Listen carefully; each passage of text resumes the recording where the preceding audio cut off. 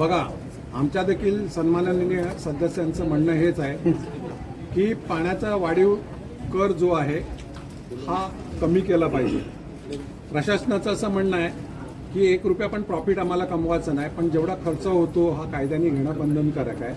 आणि म्हणून तत्कालीन प्रशासकीय राजवटीमध्ये बीजेपीचे 2 आमदार, एक शिवसेनेचे आमदार आणि बीजेपीचे खासदार हे या प्रशासकीय राजवटीच्या काळामध्ये येथील संपर्कात होते आणि त्यांच्या या कार्यकाळामध्ये हा ठराव झालेला आहे।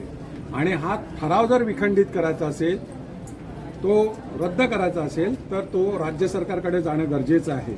आणि म्हणून आम्ही त्यांना विनंती केली, आमच्या सदस्यांना देखील विनंती केली का आपण राज्य सरकारकडे जाऊ, राज्य सरकारला विनंती करू का आम्हाला असं वाटतं की बाबा हा दर जरी खर्च आहे तेवढाच जरी घेत असला तरी तो देखील कमी करावा, किंबहुना आम्हाला तो विनामूल्य पाणी कसं देता येईल, अन्य कर लावून आम्हाला कसं काय त्याच्यातनं विनामूल्य पाणी देता येईल हा आम्ही त्यांना कसोशीने सांगण्याचा प्रयत्न केला। परंतु ते सांगण्याच्या ऐकण्याच्या मनस्थितीमध्ये नव्हते। त्यांना आम्ही सांगितलं याच्यातनं मार्ग काढा की आतापर्यंत तुम्ही बघितलं असेल विधानसभेमध्ये सन्माननीय भाजपचे सदस्य वेगवेगळ्या प्रश्नावर प्रश्न विचारत असतात, अनेक गोष्टी तारांकित प्रश्न विचारत असतात, परंतु हा जो ठराव झालेला आहे दरवाढीचा प्रशासकीय राजवटीत त्यांच्याच राजवटीमध्ये झालेला आहे तो विखंडित करण्यासाठी ते प्रयत्न करत नाही। आम्ही त्यांना विनंती वारंवार केली का हा ठराव विखंडित करण्यासाठी आपले सन्माननीय सदस्य जे आज या सभागृहात प्रेक्षक गॅलरीमध्ये देखील हजर होते, तर म्हणून मी त्यांना विनंती करत होतो, परंतु ते केवळ ठराव घ्या सांगत होते।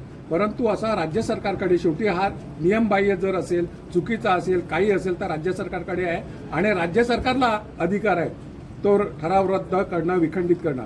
तरी सुद्धा आम्ही आमच्या सदस्यांनी देखील सांगितलेलं आहे की बाबा आपल्याला हे दर कर कमी करायला पाहिजेत आणि त्याच्यासाठी आम्ही देखील शासनाकडे पाठपुरावा करणार आहेत आणि शासनाच्या मार्गदर्शनाने आणि शासनाच्या आदेशाप्रमाणे जर शासनाने आम्हाला परवानगी दिली तर आम्ही ते दर कर कमी करून घेऊ। आता राज्य सरकारकडे जाणार, राज्य सरकारकडे मागणार। बघा, हा कुठचा प्रशासकीय ठराव आला नव्हता, जो खाली त्याने विचारलेला ठराव आहे आणि ठरावावर फक्त मतदान घ्या, तुम्ही ऐकलं असेल मतदान घ्या।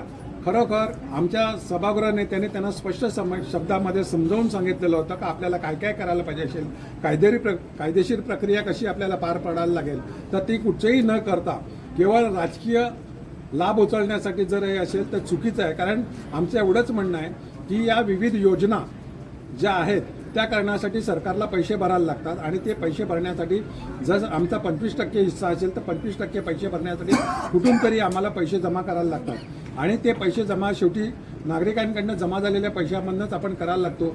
आंबाड सुसरीला पैसे भरलेले आहेत, देहरजीला पैसे भरलेले आहेत, सूर्याला भरलेले आहेत, चोंडीला भरले आहेत, खोलसापाडाला भरलेले आहेत, अनेक ठिकाणी पैसे भरलेले आहेत। शेवटी जमा झालेले पैसे आहेत ते राज्य सरकार मी यांना लवकरात लवकर यासाठी करत होतो कारण नवीन जनगणनेनुसार जर लोकसंख्या आपली वाढणार आहे आणि त्याप्रमाणे आपण वेगळ्या दर्जामध्ये जाणार आहेत। समजा ब दर्जामध्ये गेलो तर आता जी आपल्याला 70% ग्रँड मिळते केवळ 30% पैसे आपल्याला भरायला लागतात, तर कालांतराने आपल्याला ते 50% भरायला लागतील, त्यामुळे आपलं नुकसान होऊ शकतं।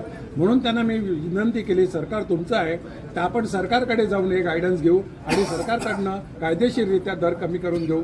परंतु ते ऐकण्याच्या मनस्थितीत नव्हते। सगळ्यात महत्त्वाचा विषय असा होता का या पूर्व परिस्थितीवर या महासभेमध्ये चर्चा करायची होती आणि त्याच्यावर काय काय आपल्याला उपाययोजना करता येतील यासंबंधी हा विषय घ्यायचा होता। तो आधी आम्ही चर्चेला घेत होतो तर त्यांनी सांगितलं नंतर घेऊ आणि सभात्याग करून निघून गेले आणि असल्या महत्त्वाच्या लोकांच्या जिव्हाळ्याच्या प्रश्नावर जिकडे पूर्व परिस्थितीमध्ये आपल्याला काय काय उपाययोजना करता येतील, काय करायला लागतील यासंबंधी कुठचीही चर्चा न करता त्यांनी सभात्याग करून निघून गेले। असो, परंतु आम्ही राज्य सरकारच्या मागे लागू। आमचा प्रयत्न तर असा आहे का लोकांना विनामूल्य पाणी कसं देता येईल, अन्य मार्गाने कसे काय पैसे जमा करता येतील हा देखील आमचा प्रयत्न आहे। त्यासाठी त्यांना देखील आम्ही विनंती केली की याच्यातनं मार्ग काढण्यासाठी तुम्ही देखील आम्हाला सहकार्य करा। जनतेला एक ना एक दिवस आपण विनामूल्य पाणी देऊ शकतो का, वेगळ्या मार्गाने आपण उत्पन्न वाढवू, तर हा देखील आमचा प्रयत्न आहे। सध्या तात्पुरता आम्ही राज्य सरकारकडे जाणार आहोत आणि राज्य सरकारला विनंती करणार आहोत की बाबा यामध्ये तुम्ही आम्हाला मार्गदर्शन करा। राज्य सरकारने जर आम्हाला मान्यता दिली आणि ठराव विखंडित केला तर निश्चित आम्ही लोकांना ज्या पैशामध्ये पाणी मिळते त्या पैशात पाणी देण्यासाठी बांधील आहोत।